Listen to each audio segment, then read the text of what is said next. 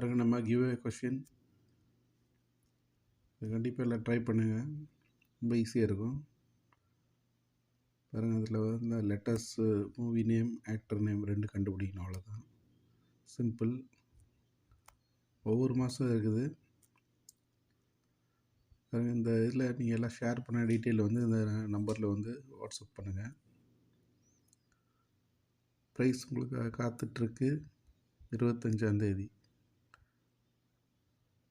வாங்க வீடியோக்குள்ளே போகலாம். நம்ம இப்போ ஓவர்ஃப்ளோவை பற்றி பார்க்க போகிறோம். பாருங்கள் எடிட்டர் ஓப்பன் பண்ணிக்கலாம்.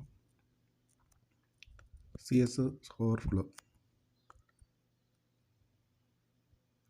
பாருங்கள் ஆல்ரெடி நான் டெக்ஸ்ட் பண்ணி வச்சுருக்கிறேன். HTML கொஞ்சம் குயிக்காக இருக்கும் வீடியோ. பாருங்கள் பேராகிராஃப் ஓப்பன் பண்ணியிருக்குது.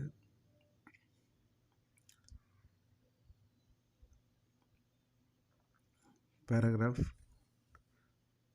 ஒரு H3 டேக்டு வந்து ஹெட்டிங்.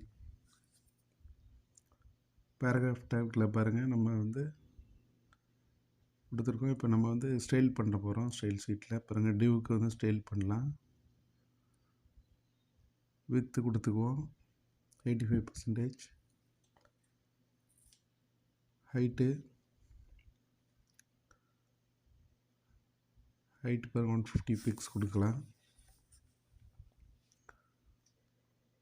பார்டர் கொடுங்க 3 பிக்ஸ் சாலிட் ப்ளூ.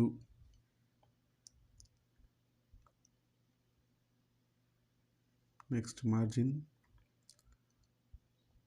ஒரு 20 பிக்ஸ் கொடுக்கலாம். அப்போ தான் அந்த லெஃப்ட் சைடில் தள்ளி வரும். பாருங்கள் இப்போ நமக்கு வந்துருச்சு டிவ் ஸ்டைல் பண்ணி வந்தாச்சு. ஆனால் பாருங்கள் அந்த பேராகிராஃப் வந்து வெளியில் போயிடுச்சு, டிவ்லேருந்து வெளியில் இருக்குது. அதான் இப்போ வந்து ஓவர்ஃப்ளோ எப்படி இது பண்ணி பார்க்குறோம். பாருங்கள் ஓவர்ஃப்ளோ கொடுத்துட்டோம். ஓவர்ஃப்ளோ இப்போ விசிபிள்ன்றது வந்து பாருங்கள் விசிபிள். இதை விசிபிள்ன்ற ஃபஸ்ட்டு இது பாருங்கள். இது விசிபிளில் வந்து நமக்கு தெரியுது, ஓவர்ஃப்ளோ வெளியில் இருக்கிறது அப்படியே தெரியுது. இப்போ நெக்ஸ்ட்டு வந்து ஹிடன் கொடுக்கலாம். ஓவர்ஃப்ளோ ஹிடன் கொடுத்து சேவ் பண்ணி பார்க்கலாம். பாருங்கள் அந்த வெளியில் இருந்த எல்லாம் போயிடுச்சு.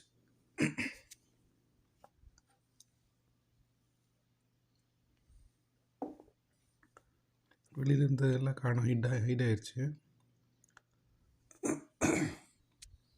பாருங்கள் இப்போ விசிபிள் கொடுத்தா அது வந்துடும்.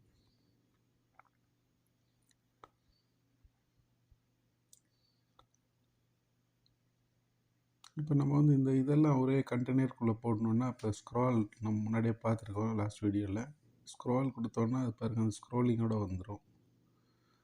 ஸ்க்ரோலிங்கோட வந்து நமக்கு எல்லாமே உள்ளுக்குள்ளே வந்து எல்லாம் நம்ம கொடுத்த பேராகிராஃப் ஃபுல் பேராகிராஃப் உள்ளே வந்து ஸ்க்ரால் பண்ணி பார்த்துக்கலாம்.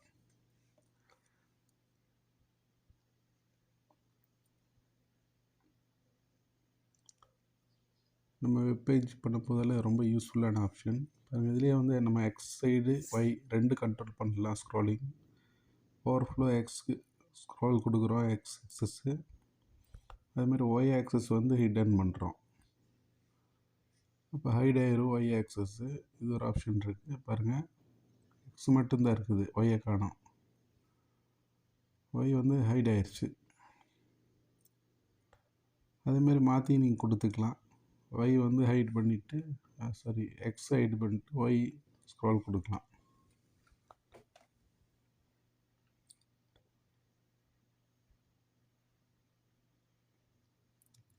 எக்ஸ் வந்து ஹைட் பண்ணி பார்ப்போம். பாருங்கள் இப்போ பாருங்கள் நமக்கு வந்து ஒய் வந்து ஸ்க்ரால் ஆகுது, எக்ஸு ஹைட் ஆயிடுச்சு.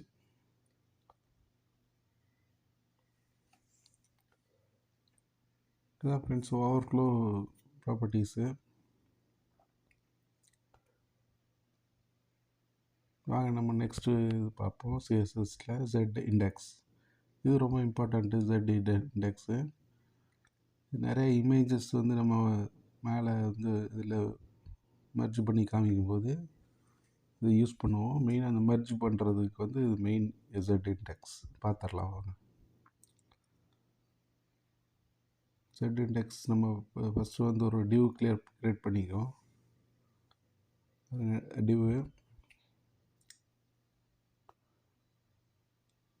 டிவ்க்குள்ளே நம்ம வந்து ஒரு பேராகிராஃப் போட்டுக்கலாம்.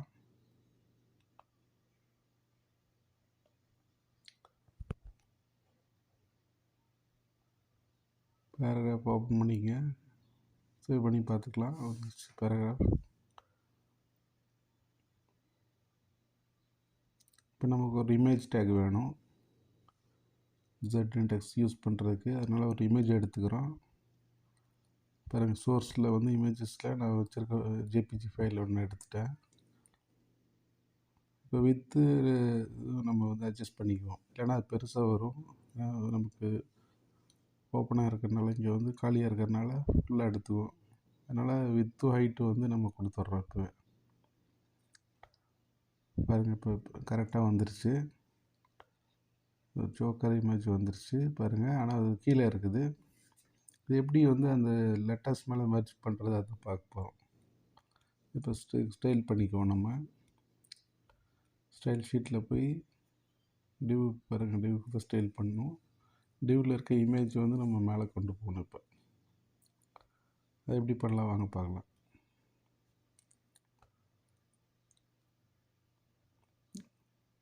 இமேஜ் வந்து அந்த டாப்பில் கொண்டு போய் லெஃப்ட் டாப்பில் வைக்கணும். பொசிஷன் கொடுங்க. ஃபஸ்ட்டு பொசிஷன் அப்சல்யூட் ப்ராப்பர்ட்டி நம்ம ஆல்ரெடி பார்த்துருக்குறோம்.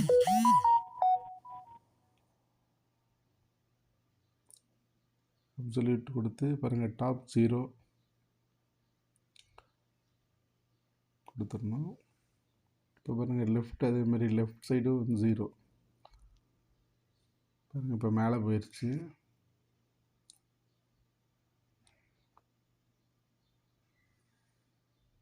Z index